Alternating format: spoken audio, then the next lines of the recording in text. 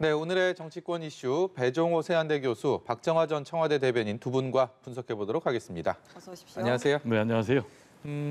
경선 불복론이 아직도 사그라들지 않는 것 같습니다. 두 후보, 이재명, 이낙연 두 후보는 여기에 대한 얘기를 안 하고 있는데 어제 이낙연 후보 캠프의 서른 의원이 저희 뉴스일본지 출연해서 경선 불복에 대해서는 뭐 가당치 않은 얘기다라고 일축하면서 그 문제 계속 지적하고 있는 김두관 후보에 대해서 대단히 불쾌한 감정을 숨기지 않았거든요. 거기에 대해서 또 김두관 후보도 서른 의원이 공식 사과를 또 요구하고 있습니다. 이 주변인들 간의 어떤 이 갈등은 계속 불거지고 있는 것 같은데 워낙 민감한 이슈이기 때문에 그런 거겠죠? 그렇습니다. 지금 상황은 개인적으로 볼 때 위험 수위를 넘었다. 왜냐하면 이제 경선 불복론까지 서로 논쟁이 될 정도면은 상당히 심각한 상황 아니겠습니까? 만약에 경선을 통해서 후보가 선택이 됐음에도 불구하고 이 경선 불복론이 제기될 수 있다라면은 경선을 왜 해야 되는가라는 이른바 경선을 부정하는 것 아니냐라는 이제 문제 제기까지 할 수 있는 그런 상황이에요. 최근에 이제 민주당의 원로 고문들이 회의를 해가지고 두 가지 우려를 제기를 했어요.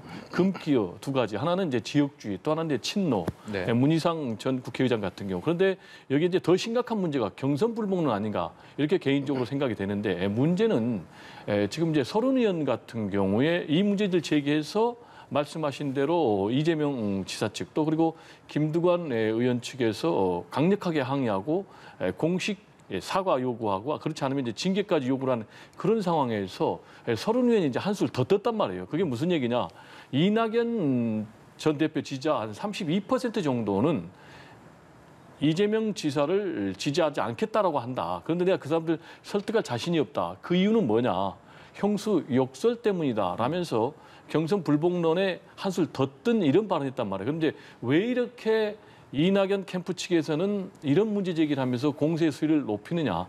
결국 이제 이 형수 욕설 문제가 이재명 지사의 약점 아니겠습니까? 네. 그래서 이 약점을 부각하겠다. 또 플러스 이걸 통해서 이재명 지사를 반대하는 그런 민주당의 지지층을 결집하겠다. 그래서 최근에 지지율 상승이 좀 정체를 보이고 있는데 이걸 동력 삼아서 다시 지지율을 올려가지고 결국은 경선에서 승리하겠다라는 것인데 이게 상당히 지금 위험 수위를 넘기 때문에 결국은 역풍이 나올 가능성도 없지는 않다 이렇게 보입니다. 예. 오늘 저녁에 이제 네거티브 휴전 선언을 하고 첫 토론회가 그렇죠. 열리는데요. 방금 말씀하신 것처럼 경선 불복이라든지 또 최근에 있었던 윤영찬 의원 협박 메일이라든지 이재명 지사 사퇴 문제라든지 관련해서 여러 가지 좀 이슈들이 다뤄질 것으로 보입니다. 어떻게 예상하시나요? 당내에서는 뭐 네거티브를 자제해달라. 그리고 이재명 지사 측에서는 공개적으로 네거티브 안 하겠다고는 했습니다마는 지금 구도 자체가 과거 예비 경선과 달리 그러니까 예비 경선에는 이재명 대 반 이재명 구도였다면 지금은 그 나머지 제 후보들이 판을 흔들지 않으면 안 되는 굉장히 절박한 상황이고 좀 전에 배 교수님 말씀 주셨지만 이낙연 후보 측에서도 지금 마지막 원래 기대대로 한다면 지난달에 무슨 골든 크로스까지 기대했는데 그게 지금 자급서 답보 내지는 주춤하는 양상이잖아요. 예. 무언가 뒤집어야 되는 상황이라서 저는 뭐 원론적으로 뭐 네거티브 안 한다, 검증 뭐 좀 자제한다라고는 합니다만 오늘 또 다시 그런 일이 있을 거고 지금 양상은 과거 예비 경선과는 달리 후보가 각각 다 구도가 전선이 형성이 되는 다차, 고차 방정식 구도화에서 서로 물고 물리는 전선 속에서 검증, 네거티브 논란이 좀 오늘 저녁에도 좀 있을 거라고 보여집니다. 배 교수님 말씀 주신 것처럼 사실은 오늘 토론회에서 뭐 안 하겠다고는 합니다만은 정책 토론에 사실 깊숙이 들어갈 만한 상황도 아니고 그리고 지금 후보 간에는 굉장히 중요한 그 상황을 놔두고 있기 때문에 왜냐하면 다음 달 가면 벌써 이제 그 1차 경선에 1차 선거인단에 대한 결과들이 이제 나오기 시작하거든요. 지금 후보들한테 주어진 시간은 사실은 어쩌면 다음 달 순회 경선 그다음에 1차 선거인단 결과가 나오기 전인 한 9월 초까지밖에 여유가 없어요. 그러니까 지금부터는 사실은 후보 간 사활을 건 엄청난 싸움들이 아무리 지도부가 얘기를 하고 그다음에 고문단에서 자제 노력을 해도 저는 불가피 이루어질 수밖에 없다. 여기에는 아까 말씀드린 것처럼 이낙연 후보의 이제 절박감, 그다음에 판을 흔들어야 되는 제 후보들의 노력. 다만 이재명 후보 측에서 본 것처럼 이 검증 과정에서 이재명 후보도 이낙연 후보도 별로 득을 보지 못한 이런 상황에서 여하이 이걸 빠져나가느냐 뭐 이런 여러 가지들이 복합적으로 작용하리라고 보여집니다. 예. 이낙연 후보 캠프 측에 이제 최인호 의원이 네거티브 중단 선언이 진심이라면 1대1 맞짱 토론을 수용하라라고 이재명 캠프 측에 촉구를 했는데 받아들여질까요, 이 부분은? 받아들여지지 않죠. 현실성이 없는 거죠. 왜냐하면 지금 이미 룰에 의해서 TV 토론이 진행 중에 있지 않습니까? 매주 벌어지고 있고 아마 다음 주부터는 주 2회 TV 토론이 이어질 거예요. 그러면 언제 또 1대1 TV 토론 할 수 있느냐? 그럼 이제 1대1 TV 토론 한다면 누구나 할 거냐라는 문제가 있기 때문에 실현 가능성은 없다고 보여져요. 그럼에도 불구하고 이낙연 캠프 측에서는 왜 이렇게 1대1 TV 토론을 제의를 하느냐, 제안을 하느냐. 결국 이제 1대1 TV 토론을 제안을 통상 누가 하냐면은 추격자들이 제안을 합니다. 왜냐하면 강력하게 존재감을 부각을 해야 되지 않습니까? 그러면 당연히 이제 1등 주자는 안 받죠. 그러면 그 다음에 공격이 왜 피하느냐라고 이제 계속해서 이제 공세의 고삐를 조여가기 위해서 한 건데 이재명 지사 측은 지금 1등을 달리고 있으니까 굳이 이 TV 토론을 또 1대1로 해가지고 변수를 만들 이유가 전혀 없기 때문에 성사 가능성은 없어 보이고요. 지금 이제 오늘 3차 TV 토론이 열리지 않습니까? 지금 1차 TV 토론에 이어서 2차 TV 토론, 그리고 3차 TV 토론이 이어지는데 1차 TV 토론도 매우 뜨겁게 격돌했지 않습니까? 예. 3차 TV 토론은 아마 제가 개인적으로 볼 때 가장 뜨겁지 않을까. 왜냐하면 지금 경선 불복로 문제까지 나오고 있는 이런 상황이기 때문에 오늘 원래는 이제 통일 외교 정책에 대해서 서로 의견을 주고받고 공방을 벌여야 되는데 아마 그것보다는 이 경선 불복론을 둘러싼 네. 주자들 간의 서로 신경전이 매우 위험 수위를 넘는 쪽으로 가지 않을까 이렇게 전망이 됩니다. 네, 이미 야권에서는 도지사직을 내려놓은 그런 케이스가 있기 때문에 박정화 대변인께 좀 네. 여쭤보도록 하겠습니다. 지금 여권에서 이재명 지사의 이 지사직을 90일 전까지 유지하느냐, 그 전에 내려놓느냐 이거 가지고 각 후보들마다 또 캠프마다 이재명 후보는 그럴 듯 없다라고 이미 못을 박았음에도 그렇죠. 불구하고 논란은 계속 되고 있는 것 같습니다. 어떻게 보고 계십니까? 야권에서는 원희룡 지사가 오는 전 사퇴식을 했지요. 근데 공직을 쳐다보는 자세에 대한 문제인 것 같아요. 그러니까 이거는 뭐 법적으로 지금 문제가 있는 것도 아니고 결국에는 좀 개인적인 선택의 문제인데 법 취지를 우선 보면 사실은 그 국회의원과 달리 지방자치단체장은 국민들, 유권자에 굉장히 직접적인 영향을 미칠 수밖에 없는 자리입니다. 그러다 보니까 90일 전에 사퇴를 해야 되고 그다음에 3연임을 금지하고 있고 그다음에 만약에 이어서 바로 선거를 하게 되면 중간에 직무정지 기간을 두고 뭐 이런 네. 법 취지가 있는데 그 법 취지는 실제로 굉장히 영향을 많이 미칠 수밖에 없는 자리니까 그렇다라는 거거든요. 그리고 뭐 얼마 전 지난주도 계속 논의가 됐습니다마는 이재명 지사가 성남시장 당시에 성남 FC 관련해서 각종 기업으로부터 후원 축구단 후원금 160억 정도를 얘기해서 이제 논란이 되고 있습니다만 사실은 경기도지사라는 게 영향력을 굉장히 많이 미칠 수 있는 자리예요. 성남시장에 비하면 경기지사는 한 10배 정도 이상. 그러니까 경기도 인구가 지금 1,300만이고 금년도 예산 보니까 20조 가까이 되더라고요. 그러면은 성남보다도 훨씬 더 한 인구수만 해도 10배 정도 되는데 이렇게 영향을 많이 미칠 수 있는 자리이기 때문에 민주당 후보들도 그다음에 야권 후보들도 이 지사 찬스를 쓰고 있는 것 아니냐라는 얘기를 하고 있는 겁니다. 그리고 우리나라 굉장히 일이 많잖아요. 뭐 제가 그저께 그 경기도 신문을 얼핏 이렇게 봤더니 뭐 일자리 문제 얘기 나오고 있고 각 시도에서 무슨 교통 문제, 홍수 문제 뭐 이런 것들이 많은데 과연 이재명 지사가 지금 이렇게 주말이나 아니면 주중에 휴가를 내면서 전국을 투어하면서 예. 본인이 얘기하는 것처럼 정말 이 지사직을 온전히 수행할 수 있는 상황이냐 아니냐 이런 것들에 대해서는 제가 볼 때는 결국은 유권자가 판단을 하겠습니다마는 과연 두 가지를 다 제대로 할 수 있는 상황인가라고 봤을 때 저는 개인적으로 굉장히 부적절할 수도 있다라는 견해를 갖고 있습니다. 이 부분에 대해서 제가 좀 얘기를 해야 될 것 같은데 한쪽의 시각이고요. 법의 취지를 얘기했는데 법은 90일 전까지는 선거일 기준으로 90일 전까지는 직을 유지할 수 있도록 보장을 하고 있어요. 그러니까 법적으로는 이게 보장된 거예요. 그리고 이걸 그만둘 경우에는 평가가 정반대가 있습니다. 하나는 본인의 대권 도전을 위해서 지사직을 포기하느냐라는 비난이 있을 수가 있고 예. 또 지금 얘기하신 대로 지사직을 이용해서 지금 대권 도전에 써먹고 있다라는 그런 평가가 있는데 결국 이거는 본인의 선택의 문제예요. 그리고 그 선택에 대해서 판단을 할 수밖에 없는 그런 상황. 근데 이제 이 문제에 대해서 윤석열 전 총장까지 문제 제기를 한 것은 제가 볼 때는 적절하지 못하다. 예. 왜냐하면 사실 상대 당 후보의 문제까지 본인이 언급한 것은 결국 최근에 본인의 지지율이 하락하기 때문에 결국 이제 지지율을 하락하는 것을 좀 탈피하기 위한 일종의 고립지책이 아닌가. 그게 무슨 얘기냐면 결국은 이재명 지사를 때림으로 인해서 이재명, 윤석열 양강 구도를 다시 만들므로 인해서 결국은 본인의 존재감을 부각시켜서 지지율을 끌어올리기 위한 것인데 이러다 보니까 또 당장 이재명 지사 같은 경우 역공을 했지 않습니까? 내가 지사직 찬스를 쓴 것이 아니고 오히려 장모 찬스, 장모가 사의 찬스를 이용했다. 네. 또 그리고 본인이 특검 때 이명박 전 대통령 무혐의 처리해주지 않았느냐.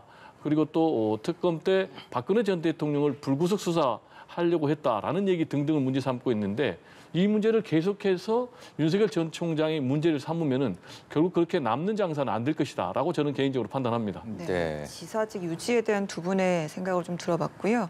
경선이 좀 치열해지면서 여권 후보들의 공약 발표도 이어지고 있습니다. 이재명 지사는 세 번째 기본 시리즈잖아요. 기본 금융을 제안을 하고 이낙연 전 대표는 전 국민 주치, 그리고 또 정세균 후보는 공급 폭탄 280만 호, 그리고 학교위 아파트 공약을 내놨습니다. 뭐 실효성에 대한 의문이 좀 나오곤 있는데 어떻게 들으셨습니까? 각 후보들의 공약. 이 문제는 결국 이제 국가의 역할과 직결되는 거예요. 국가는 어떤 역할을 해야 되는가 이것과 관련해서 보수 정권은 기본적으로 작은 정부론을 주장을 하고 있고 지금 이제 진보 정권은 계속해서 큰 정부 역할을 얘기하고 있지 않습니까? 아무래도 보수 정권은 분배보다는 성장에 그리고 진보 정권은 성장보다는 분배에 초점을 맞추다 보니까 네. 특히 이제 코로나19 상황에서는 국가 역할이 굉장히 중요하다. 그래서 이제 큰 역할론을 지금 진보 정권에서 얘기를 하고 있는데 저는 개인적으로 지금 대한민국의 정치 현실, 사회 현실이 지금 양극화 불평등이 굉장히 심화되고 있는 그런 상황 아니겠습니까? 따라서 성장도 중요하지만은 분배도 매우 중요하다. 따라서 이 역할을 할 수 있는 것은 결국은 국가다라고 생각을 하고요. 다만 이런 과정에서 시장의 자유도 최대한 존중할 필요가 있다라는 생각. 그리고 정부의 주요 정책이 이념 중심에 의해서 상당히 좀 탄력성을 잃는 부분은 좀 경계해야 된다라는 네. 얘기를 좀 강조를 하고 싶고요. 최근에 이제 이재명 지사 그리고 이낙연 전 대표 그리고 정세균 전 대표까지 계속해서 굉장히 중요한 사회 정책을 내놨지 않습니까? 이재명 지사 같은 경우는 기본 소득 그리고 기본 주택에 의해서 기본 대출 문제까지 제안을 했고 그리고 이제 이낙연 전 대표 같은 경우는 전 국민 국가 주치 제도를 제안을 했고 그리고 정세균 전 대표 같은 총리 같은 경우는 280만 호 주택 공급을 얘기를 했는데 이런 부분은 저는 상당히 개인적으로는 긍정적으로 평가를 합니다. 아까 말씀드린 대로 지금 양극화 불평등이 심화된 우리 사회 현실을 볼 때 뭔가의 국가에서 이런 강력한 조치가 필요하다. 다만 실현 가능성이 있는가라는 문제, 재원은 어디서 마련할 거냐, 그리고 또 뭐 부지는 어디서 마련할 거냐 이런 구체적인 실현 가능성 문제는 지금 굉장히 네거티브 공방으로 가고 있는데 TV 토론을 통해서 오히려 상호 검증을 통해서 이런 부분을 좀 매우 정밀하게 검증해 줄 필요가 있다라는 얘기를 좀 강조하고 싶습니다. 예. 국민의힘은 아직 예비 후보 등록이 시작되지 않은 끝나지 않은 그렇죠. 상황인데 좀 이례적입니다. 경선준비위원회가 토론회부터 당장 다음 주에 열리는데 그렇기 때문에 이 경선준비위원회가 좀 오버하는 거 아닌가 뭐 이런 얘기들이 국민의힘 내부적으로도 좀 나오고 있어요. 그래서 이 토론회에 누가 어느 정도까지 또 참여하게 될지도 관심을 모으고 있고 이 역할에 있어서 어디까지 좀 주어져야 되는지에 대한 것도 여러 갑론을박이 있는데 어떻게 이 상황 보고 일단은 계세요? 굉장히 복잡해요. 지금 경선준비위원회가 활동을 하면서 8월 말 후보 등록, 그다음에 9월 15일인가 1차 후보 컷오프, 그다음에 10월 중순에 2차 컷오프 이렇게 일정을 좀 만들고는 있습니다만은 그 안에 보면 또 경준이의 활동과 의결사항을 최고위가 또 인준을 해야 되느냐 말아야 되느냐 이런 문제. 좀 전에 말씀하신 것처럼 경준이가 그러면은 경선에 대한 기획, 그다음에 룰, 일정을 만드는 거지 그럼 경선 관리까지 하느냐라는 또 논란까지. 그래서 토론회를 주최할 만한 자격이 있느냐 뭐 이런 네. 걸 굉장히 복잡하게 가고 있는 것 같아요. 근데 제 개인적인 견해는 사실은 경선 준비위원회는 경선에 대한 일정과 룰을 만들고 그다음에 그 안에 흥행 요소가 될 수 있는 각종 제반 기획들을 하고 사실은 선거관리위원회나 아니면은 다시 뭐 지도부나 네. 이렇게 넘겨주는 게 맞지. 저는 지금 8월 말부터 시작이 되면은 한 22여일 정도밖에 시간이 없는데 제 후보들이 그동안 말고는 사실은 그 다음에는 경선 일정에 묶여서 본인들의 색깔을 낼 만한 그런 일정들을 만들어낼 수 없는 구조거든요. 그러니까 그 전에는 사실은 제 후보들이 움직일 수 있게끔 놔두고 난 다음에 경선이 시작되면은 이런 일정들을 해야 되는 게 옳지 않나라는 생각이 좀 있어요, 개인적으로는. 근데 지금 앞서서 이제 토론회를 한다고 하니까 이 와중에 토론회 참석을 그러면 후보들이 각각 할 건가? 아니면은 뭐 심지어는 누구든 참석할 수 있는 기회가 있다라고 얘기하면은 뭐 아무나 그러면 지금 뭐 출마 선언을 하지 않은 제 모든 사람들 다 할 수 있는 거냐 이런 논란까지 나오는 좀 복잡한 상황으로 가고 있습니다. 외형적으로는 사실은 이런 복잡한 상황이지만 내부적으로는 그 경준위가 지금 이루어지고 있는 여러 가지 의결 사항, 그다음에 대표와 각 후보 간의 기싸움, 그리고 나머지 제 후보들 간의 유불리 싸움 속에서 나오고 있는 굉장한 그 복잡한 혼선상이라고 보여지고요. 이 안의 내용까지 이제 조금 있으면 뭐 드러나고 왜 저런 일들이 생기는지 보여질 텐데 제가 볼 때는 뭐 적전 분열 내지는 점입가경이라고 표현을 하고 싶어요. 이게 과연 당과 그다음에 각각 후보들한테 후보들도 그다음에 지도부도 다 이게 도움이 되는 건가라는 생각이 들 정도로 좀 굉장히 복잡하고 미묘하게 전개가 되고 있습니다. 바람직하지 않다고 보여집니다. 예. 토론회가 열린다면 말씀하신 것처럼 뭐 누구까지 참여를 할 것이냐 이 부분도 굉장히 방점을 찍힐 텐데 윤석열 전 총장의 참석 여부에도 좀 주목이 됩니다. 최근에 좀 설화로 여러 가지 좀 비판이 좀 이어졌기 때문에 참여를 하는 게 부담이 될 수도 있고 만약에 불참을 하게 된다면 뭐 좀 당을 무시한다 이런 패싱 논란도 있을 것 같거든요. 어떻게 보시나요? 오늘 뭐 적극 검토하겠다 참석 뭐 이런 입장이 나오긴 했습니다. 네, 아직 이제 명확한 결론을 밝히지 않았지만은 참석할 가능성도 여러는 낮죠. 최근에 이제 윤석열 전 총장의 행보를 보면은 굉장히 논란의 여지가 있는 건 사실이에요. 네. 말씀하신 대로 입당을 하는데 기습적으로 입당을 했단 말이에요. 당 대표도 없고 원내대표도 없는 그런 상황. 그리고 이후에 이준석 대표가 공식으로 당 행사를 했는데 연거푸 불참을 했단 말이에요. 그래서 그러면 이제 윤석열 전 총장은 당 지도부를 의도적으로 패싱하고 있는 것 아니냐라는 논란이 나오고 있는 이런 상황에서 지금 이준석 대표 체제가 진행하고 있는 TV 토론까지 불참을 한다면 윤석열 전 총장이 이제 완전 패싱한다라는 그런 문제 제기에 직면할 수밖에 없고 그러다 보면은 국민의힘 지지층이 상당히 이탈할 가능성이 높아요. 그래서 저는 개인적으로는 이런 딜레마를 극복하기 위해서 본인이 그래도 참석할 가능성이 높다. 그렇지만 또 참석할 경우에는 윤석열 전 총장을 벼르고 있는 홍준표 전 대표 그리고 유승민 전 의원 같은 경우에 검증의 공세에 대해서 상당히 부담이 스러울 거예요. 그렇지만은 지금 지지율이 굉장히 하락하고 있고 그러다 보니까 과연 완주를 할 수 있을 것인가. 중도 하차설까지 나오고 있는 그런 상황 아니겠습니까?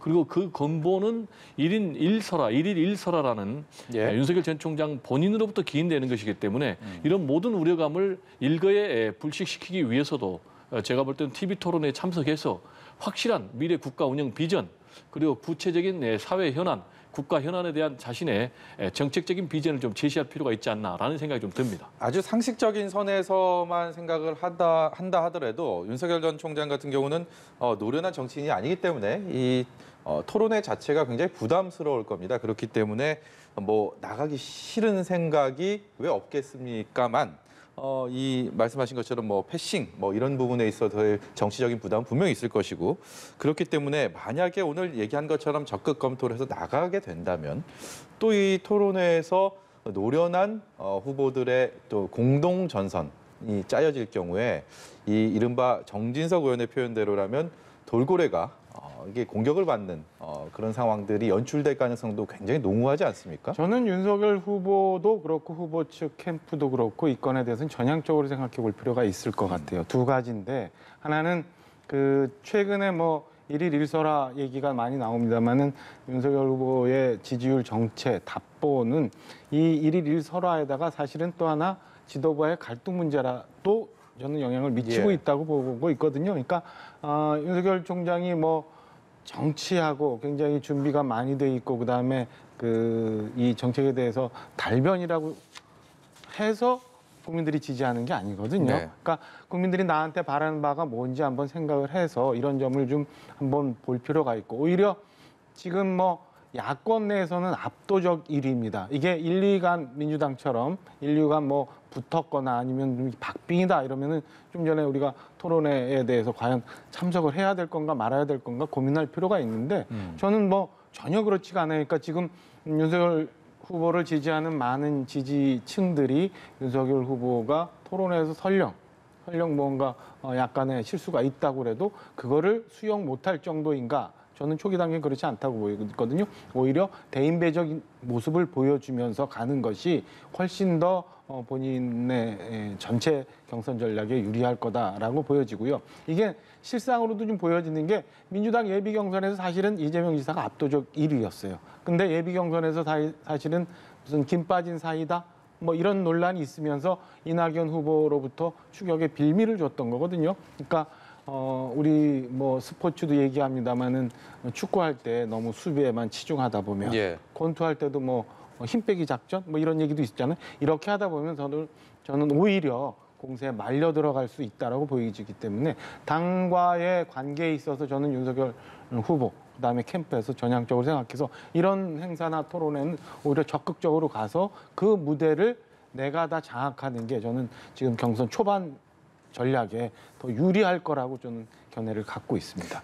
말씀하신 것처럼 지지율에 있어서 여권과는 달리 워낙 압도적으로 보수 야권에서 앞서고 있기 때문에 내심 경선은 이미 끝났다 이런 마음으로 만약에 토론회에 참석하지 않겠다라고 할 경우에는 어떤 후폭풍이 효과가 있겠습니까?